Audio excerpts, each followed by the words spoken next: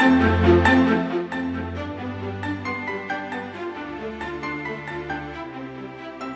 Ubracha, on se retrouve avec la 6e Mishnah du 6e Pérec, la dernière Mishnah du Pérec. Toujours pour celui qui va égorger un Korban Pessah le jour de Shabbat, mais il va rendre pasoul le Korban Pessah. Est-ce que dans ce cas-là, il y a une transgression de Shabbat et il doit porter un Korban Khatat? Alors la Mishnah va faire la différence. Comme nous l'avons vu dans le 5e Pérec, le Korban Pessah doit être égorgé pour des gens qui peuvent le manger, c'est-à-dire les ochlav, qui ont la capacité au moins de manger un kazaït.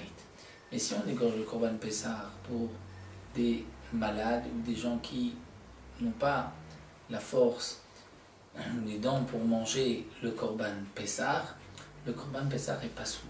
Même s'il y a 20 personnes qui sont associées pour un Korban Pessah, mais aucun des 20 ne pourra manger un kazaït, le Korban est pas soul. Si on a égorgé le Korban Pessah pour 20 personnes, 10 peuvent manger, 10 ne peuvent pas, là le Korban est caché. Donc la Mishnah poursuit, nous dit Shechato shelo leochla.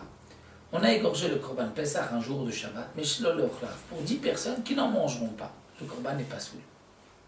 Il y a aussi une transgression de Shabbat, et donc il est chayav d'apporter un Korban Khatat pour se faire pardonner de cette faute. Shelo limnuyav, il a égorgé le Korban Pessah en pensant à ce groupe, à 10 personnes qu'il a devant lui, alors que ces 10 ne s'étaient pas associés pour ce Korban Pessah. Ils ne sont pas propriétaires de ce Korban. Là aussi, le Korban est pas soul.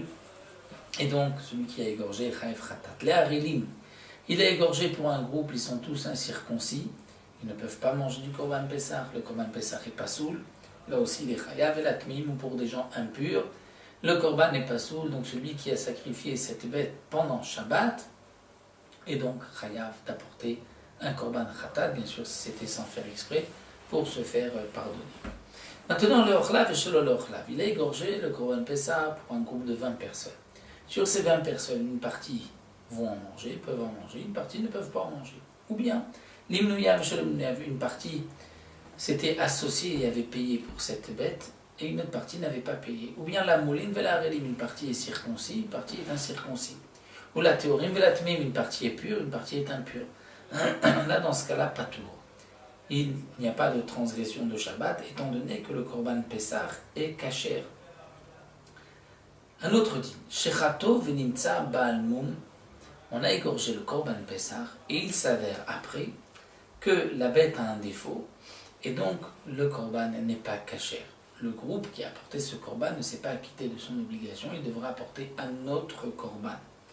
Eh bien, chayav, il est quand même chayav d'apporter donc un korban khatat pour la transgression de Shabbat, celui qui a égorgé la bête, que ce soit un Kohen ou un Israël, puisque le korban Pessah peut être sacrifié, égorgé uniquement par un Israël. Donc il apportera un korban khatat. Pourquoi? Parce que c'est un shogeg, sans faire exprès. On ne peut pas considérer que c'est un cas de force majeure, étant donné qu'il aurait dû vérifier la bête avant et être sûr que la bête n'a pas de défaut. Mais, Shechato velinsa trefa baseter. On a égorgé le Korban Pessah et il s'avère ensuite que la bête est trefa, mais ça c'était beseter, c'est-à-dire dans une partie cachée de la bête, les poumons. On ne pouvait pas savoir à l'avance que la bête allait être trefa.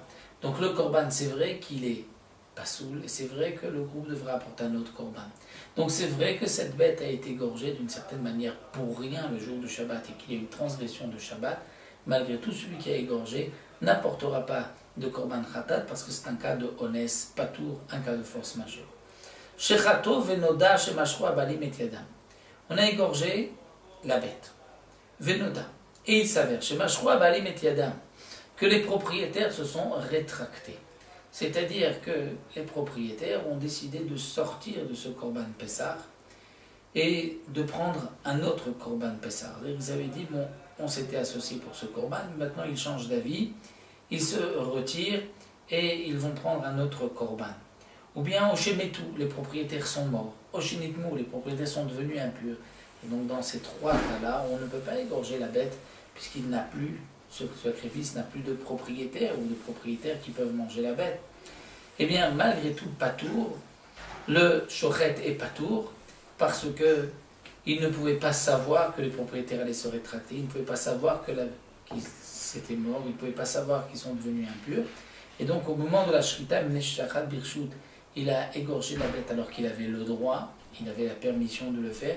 Donc c'est vrai qu'il y a une transgression de Shabbat, mais c'est un cas de force majeure, il n'apportera pas de Korban Khatat pour se faire pardonner, c'est-à-dire que la faute est moins grave même qu'un shogeg, qu'un cas où il a fauté sans faire exprès, et c'est pour cela donc qu'il est patour.